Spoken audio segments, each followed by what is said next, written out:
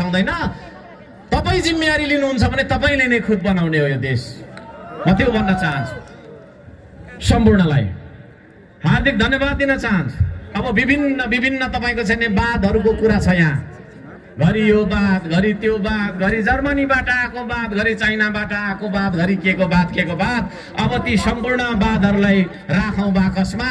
अब यो देशको ढुङ्गावाद र माटोवाद अगाडि बढेर तपाईँको चाहिँ जानुपर्छ, त्यो बढाउनु पर्छ। म यहाँ सम्पूर्णलाई त्यो आह्वान गर्न चाहन्छु। तपाईँहरू तयार हुनुहुन्छ है? विदेशीले लेखेको बात पढेर यहाँ हामी राजनीति गरिरहेका छौँ। त्यो विदेशीलाई के थाहा छ नेपालको माटो कस्तो, त्यसको वासना कस्तो छ भन्ने उसलाई थाहा छ है? यो देशको नेपालको ढुङ्गाको वजन कति हुन्छ भन्ने त्यो विदेशीलाई थाहा छ। त्यसले गर्दाखेरि विदेशीको इशारामा विदेशीको बात पढ्दै हामीले राजनीति गर्न अब छोडौँ। तपाईँ हामी मिल्नुभन्दा ठुलो बात अरू केही पनि छैन। तपाईँ हामी मिलेर काम गर्नुभन्दा ठुलो बात अरू केही पनि छैन। आदरणीय दाजुभाइ दिदीबहिनीहरू, महाकालीमा सीमा मिचिँदाखेरि मेचीको ढुङ्गा, फिदिमको ढुङ्गा, हेङ्वा खोलाको ढुङ्गा पास गर्दै लगेर महाकालीमा हामीले चाहिँ पर्खाल ठोक्नुपर्छ। त्योभन्दा ठुलो बात अरू केही पनि छैन यो देशमा। यो बात र त्यो बात भन्दै आफन्तसँग जुधेर, बाउ छोरा जुधेर, काका बडा जुधेर है हामी बसिरहेका छौँ कि छैन? यहाँ पनि थुप्रै आउनु भएको होला अरू दलमा आबद्ध साथीहरू। म यहाँहरूलाई भन्न चाहन्छु, तपाईँहरूले हामीलाई कस्तो हेर्नुहुन्छ मलाई थाहा छैन, तर हामी तपाईँहरूलाई दाजुभाइ नै हेर्छौँ। श्रम संस्कृतिले झगडा गर भन्दैन, श्रम संस्कृतिले ढुङ्गा हान भन्दैन, ढुङ्गा बोक भाइ भन्छ। ढुङ्गा बोक्ने हो हामीले। भत्किएको तपाईँको छैन यो देशको पर्खाल ठोक्ने हो साथी हो। त्यसका लागि म तपाईँहरू सम्पूर्णलाई हार्दिक आह्वान गर्न चाहन्छु। आकाश जत्रो मन लिएर अगाडि बढेको छ श्रम संस्कृति। तपाईँ कोही पनि हाम्रो तपाईँको छैन शत्रु हुनुहुन्न, कोही पनि दुश्मन हुनुहुन्न। हामी सबै मिलेर यो देशलाई बनाउनुपर्छ। त्योभन्दा ठुलो बात अरू केही पनि छैन। हामी दुखी गरिबको पक्षमा सधैँभरि कुरा गर्दै आयौँ, काम गरेनौँ। हामी धेरै जसो गरिबै छौँ यो देशमा, मध्यमवर्गीय छौँ। हुने खाने अलिक ठुलो मान्छेहरू त भनेको त होइन, 5-10 जना यसो दुईटा औँलामा यसो फल्ना भन्दा हुन्छ। दुखी गरिबको लागि भाषण त थुप्रो भयो, काम भयो है? काम भएन। कलम र ल्यापटप चलाउनेलाई के थाहा हलो र कोदालो चलाउनेको पीडा। 5 तारे होटेलमा बसेर यो देशको सौदा, यो देशको नदी नालाको सौदा गर्ने नेतालाई के थाहा 5 थर फिल्मको व्यथा। अब हामी उठ्नुपर्छ। तिनै मान्छेहरूलाई हामीले बोकेकै कहिलेसम्म बोक्ने है? कहिलेसम्म बोक्ने हामीले? अब बोक्नु हुँदैन। मैले भन्दैछु, श्रम संस्कृतिको झोला छैन। कतिले झोला छैन हामीसँग झन्डा त छैन है? झन्डा बिनाको पार्टी, झोला बिनाको पार्टी, त्यस्तो एउटा संगठन जुन संगठनमा केन्द्रको अध्यक्ष भनेर मलाई भन्छ, मलाई त्यो भनेको के हो थाहा छैन, म त्यत्रो मलाई फिल पनि लाग्दैन। त्यही मान्छे तपाईँको साथी। तपाईँलाई छाम्दाखेरि भेटाउने सरकार चाहिन्छ आदरणीय दाजुभाइ दिदीबहिनीहरू। तपाईँले बोलाउँदाखेरि बोल्ने होइ भन्ने सरकार चाहिन्छ। त्यस्तो सरकार अब बनाउनुपर्छ तपाईँ हामीले। सिद्धान्तको भरमा, गफको भरमा होइन, व्यवहारमा है।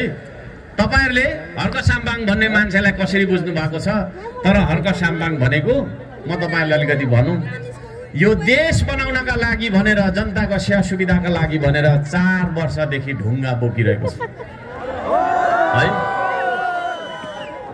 धरानको जनताको धारामा पानी आउँदैन।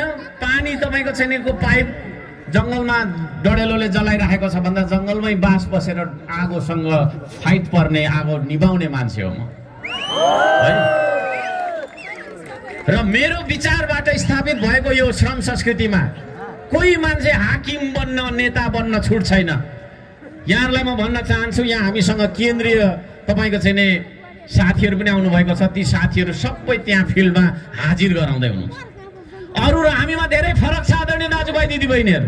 अरू भए यहाँनिर तपाईँलाई चाहिँ अरूले पनि 1-1 घन्टा सुनाउँथ्यो, बेलुकासम्म म बोल्थेँ होइन, त्यो हुन्थ्यो, हुँदैन त्यो। हामी व्यवहारमा फरक छौँ, व्यवहारमा फरक हुनुपर्छ। सम्पूर्ण श्रमदाताहरूलाई म त्यो भन्न चाहन्छु, यदि तपाईँहरू कुनै तपाईँको छैन मौका हत्याइहालौँ होइन, पद हत्याइहालौँ, यही हो तपाईँको छैन अवसर भनेर अवसर हत्याउन आउनु भएको छ भने त्यो भ्रम हो। तपाईँ अगुवा हुनुहुन्छ भने तपाईँले सबभन्दा धेरै ढुङ्गा बोक्नुपर्छ। अब तपाईँहरूसँग श्रमदान गर्ने मौका मैले पाएको छैन, सँगै श्रमदान गर्ने भने 1-2 जनाले चाहिँ मलाई जित्ला, तर धेरै जसोले मलाई श्रमदान गर्न सक्दैन। म बिहान 7 बजेदेखि बेलुका 9 बजीसम्म गरिदिन्छु। त्यस्तो काम गर्ने सङ्गठन हो यो। तपाईँलाई लाग्ला हल्का फुल्काहरूको जस्तै यस्तै उस्तै होइन, यो काम गर्ने है। आज तपाईँले एउटा के देख्नुभयो सिमिलारिटी, एउटा तपाईँको छैन समानता भन्दाखेरि आज म यो टी सर्टमा आएको छु। यो एक टी सर्ट त्यहाँ उभिराख्ने श्रमदाताले पनि लाउनु भएको छ, नपत्ता हेर्नु त हो। उहाँ र ममा केही पनि भिन्नता आउनु हुँदैन आदरणीय दाजुभाइ दिदीबहिनीहरू है। म चाहिँ केन्द्रको अध्यक्ष हो, त्यसले गर्दा खरत्रो चाहिँ होइन छाटिएर आउनुपर्छ ठ्याक्कसँगले भन्ने होइन। तपाईँ जस्तो हुनुहुन्छ म त्यस्तै छु है। नेतालाई धनी हुने छुट हुँदैन जबसम्म देश गरिब रहन्छ, नेतालाई हाँस्ने अनुमति हुँदैन जबसम्म देश रोइरहन्छ। देशसँग हाँस्ने, देश रुँदा देशको आँसु पुछ्ने सङ्गठन हामीले निर्माण गर्नुपर्छ। म यहाँ भन्न चाहन्छु, केन्द्रका साथीहरू पनि हुनुहुन्छ, फिदिमका अगुवाहरू पनि हुनुहुन्छ, यहाँ धेरै ठाउँबाट आउनुभएको छ। तपाईँहरूले खबरदार त्यहाँनिर तपाईँको चाहिँ ऐस आराम गर्नुहोला है। यो सुविधा भोग गर्ने सङ्गठन होइन, यो भनेको तपाईँको कठोर श्रमदान गर्ने, तपाईँको चाहिँ सुशासनका लागि सचेतनाको अभियान फैलाउने, ग्राउन्डमा कुद्ने मान्छेहरूको टिम हो। यो एउटा कमिलाको ताँतीसँग तपाईँ तुलना गर्न सक्नुहुन्छ। त्यो कमिलाको ताँतीको अगाडि हिँड्ने एउटा कमिला मात्रै हो हर्क साम्पाङ, जो तपाईँ जत्रै छ, तपाईँ जस्तै छ, तपाईँ भन्दा कुनै पनि हालतमा ठुलो र सानो र अर्को कलरको छैन। हामीले मौरी र कमिलाबाट सिक्नुपर्छ है। मौरीबाट सिक्नुपर्ने, तर हामी झिङ्गा बन्न खोजेर है। खाली गुमुतमा हाम्रो बास भयो, खाली विकृति र विसङ्गतिमा हाम्रो बास भयो र हामीले जहिले पनि नराम्रो कुरा बोल्यौँ। म सबैजनालाई भन्न चाहन्छु मिडिया मार्फत, हर्क साम्पाङलाई गाली गर्नु छोड्नुहोस्। हर्क साम्पाङले केही पनि नराम्रो गरेको छैन, एक थोपा पनि नराम्रो गरेको छैन, सबै राम्रै मात्रै गर्न खोजिरहेको छ भने झिगा जस्तो बनेर गाली किन गर्ने होइन? गाली किन गर्ने? झिगाले एक ठाउँबाट अर्को ठाउँमा जान्छ, उसलाई थाहा हुँदैन, तर उसको खुट्टामा उसले कीटाणु बोकिरहेको हुन्छ। हामी मौरी जस्तो बन्नुपर्छ, एउटा फुलबाट अर्को फुलमा। मौरी बिसाउँछ त एउटा फुलबाट अर्को फुलमा मात्रै बिसाउँछ। उसले रसहरू, तपाईँको फुलका रसहरू तोसँग दूर तपाईँको चाहिँ टाढा गएर लिएर आउँछ र चाका बनाउँछ, जुन चाका हजारौँ वर्षसम्म बिग्रिँदैन। त्यस्तो देश बनाउनका लागि म आह्वान गर्न चाहन्छु। तपाईँ तयार हो? मेरो त घोक्रो सुक्दैन, तपाईँको सुकिसक्यो होला हो है। अचम्मको छ। म त यहाँ पानीमा अलिअलि खाइरहेको छु, त्यसले गर्दा। तर केही छैन, यो जुन तपाईँहरूको सहभागिताले अत्यन्तै धेरै हामीलाई तपाईँको चाहिँ हर्षित बनाएको छ।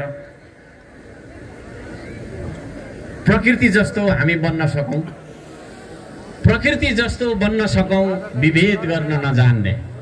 यो घामले सबैलाई ताप दिइराखेको छ, छैन?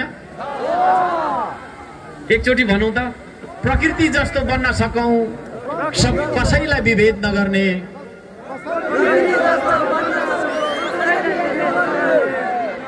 संस्कृति जस्तो बन्न सकौँ, सबैलाई आफ्नो मान्ने। प्रकृति जस्तो बन्न सकौँ, कसैलाई विभेद नगर्ने, संस्कृति जस्तो बन्न सकौँ, सबैलाई आफ्नो ठान्ने। प्रविधि जस्तो बन्न सकौं, जीवनलाई सहज बनाऊ। हो, हामी प्रकृति, संस्कृति र प्रविधिको कुरा गर्छौं। यो विषयमा म त्यति लामो अहिले बोल्न चाहिन्न। यहाँहरू सबैजनालाई हार्दिक धन्यवाद दिन चाहन्छु। यो देश विदेशी बजेटमा बन्नु हुँदैन। यो देश हाम्रो पाखुराको दममा बन्नुपर्छ। तपाईहरुलाई म एकचोटि आफ्नो पाखुरा, देश बनाउने जोशिला पाखुरा, बलिया पाखुराहरू देखाइदिनका लागि मैले अनुरोध गर्न चाहन्छु। हो, हाम्रो देशको हरेक बाटो विदेशी ऋणले, हाम्रो देशको हरेक विद्यालय विदेशी ऋणले, हाम्रो देशको हरेक स्वास्थ्य चौकी विदेशी ऋणले, विदेशी आइएनजिओले